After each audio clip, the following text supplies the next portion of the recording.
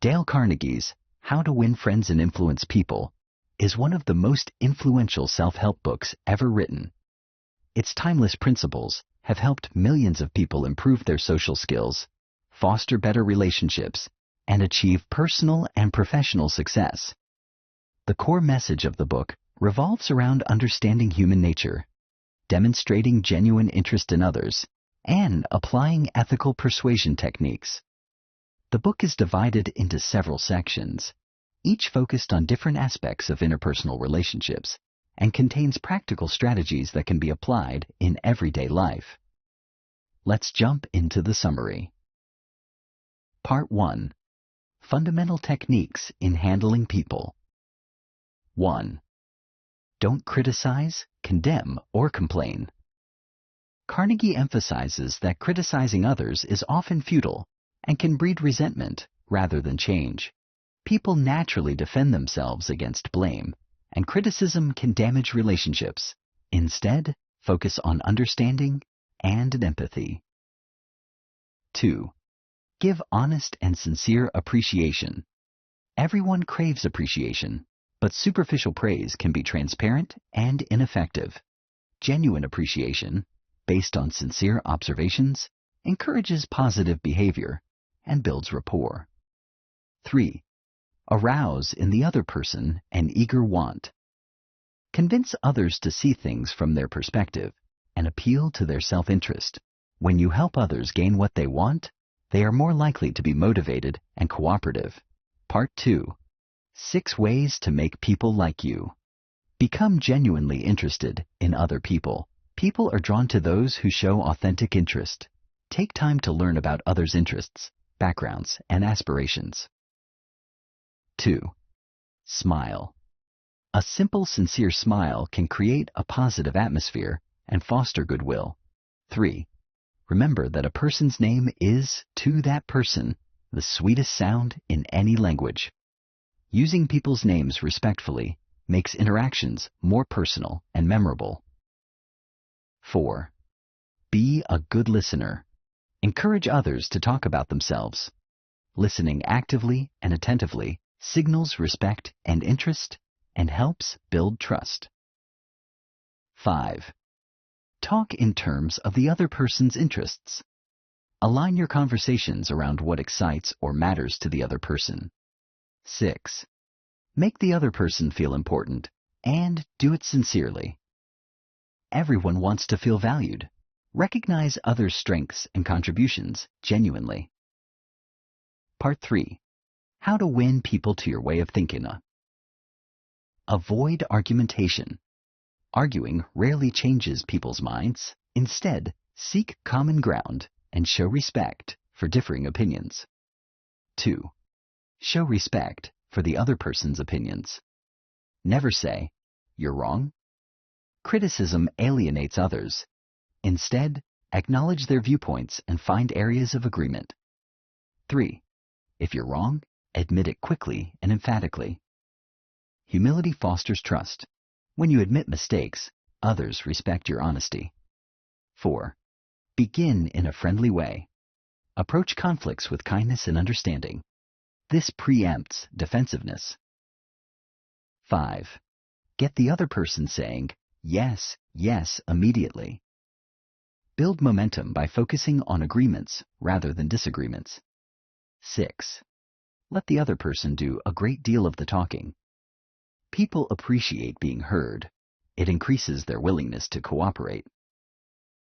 7. Let the other person feel that the idea is theirs. Encourage ownership of ideas to motivate action. 8. Try honestly to see things from the other's point of view. Empathy bridges gaps and fosters better understanding. 9. Be sympathetic with the other person's ideas and desires. Acknowledging their feelings paves the way for influence. 10th. Appeal to nobler motives. Raise their sense of pride or idealism. 11th. Dramatize your ideas. Use storytelling and vivid imagery to make your proposals compelling. 12. Throw down a challenge. Invoke pride and the desire for achievement to motivate action. Part 4. Be a leader. How to change people without giving offense or arousing resentment. 1. Begin with praise and honest appreciation. Start conversations with positive feedback before discussing areas for improvement. 2. Call attention to people's mistakes indirectly. Use hints or suggestive language instead of blunt criticism. 3. Talk about your own mistakes before criticizing the other person.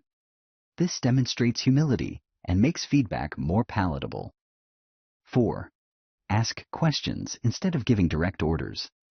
Encourage ownership by involving others in decision-making. 5. Let the other person save face.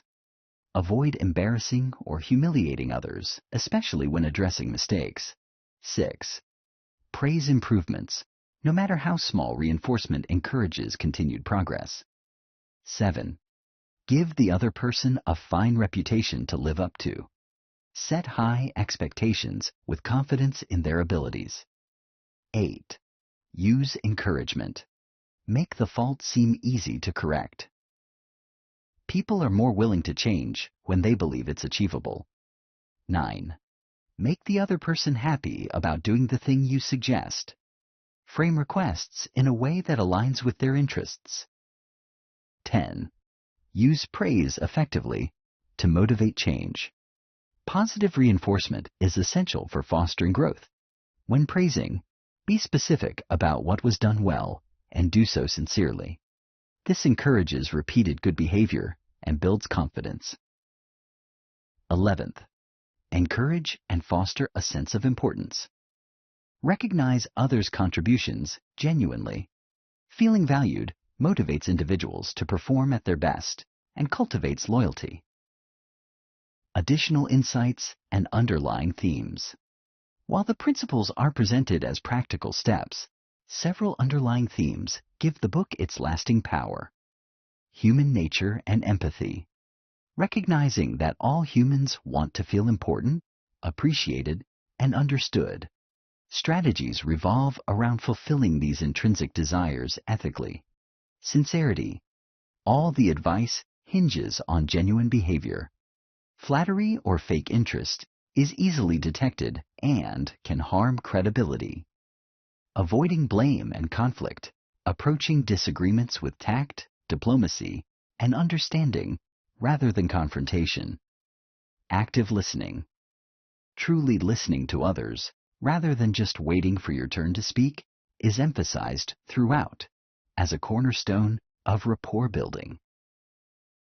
Encouraging change through positivity. Instead of criticizing and discouraging, focus on positive reinforcement, encouragement, and constructive suggestions. Practical applications and examples. Throughout the book, Carnegie illustrates principles with real-life stories and examples from various notable figures and everyday situations. Building business relationships. The principles are especially useful in sales, management, and customer service. For example, salespeople who listen instead of pressuring tend to close more deals. Personal relationships. Applying these principles at home or in friendships leads to stronger, more supportive relationships. Leadership. Leaders who praise publicly and criticize privately, or who show genuine appreciation, foster loyalty and high morale in their teams. Conflict resolution. Approaching disputes with empathy and focus on mutual respect diffuses hostility and paves the way for compromise. Key takeaways and core principles. Become genuinely interested in others. Smile. Remember people's names. Be a good listener. Talk in terms of others' interests. Make others feel important sincerely. Avoid argument and criticism. Begin with praise and honest appreciation. Make the fault seem easy to correct. Encourage and motivate others rather than criticize. These core principles form a framework that encourages positive social interactions and ethical influence. Critiques and modern relevance. While some language and examples are from the early 20th century, the underlying principles remain highly relevant in contemporary contexts, be it personal relationships, professional environments, or social media interactions. The emphasis on sincerity, empathy, and respectful engagement resonates across cultures and generations. However, criticisms include that some advice might be manipulated if used insincerely.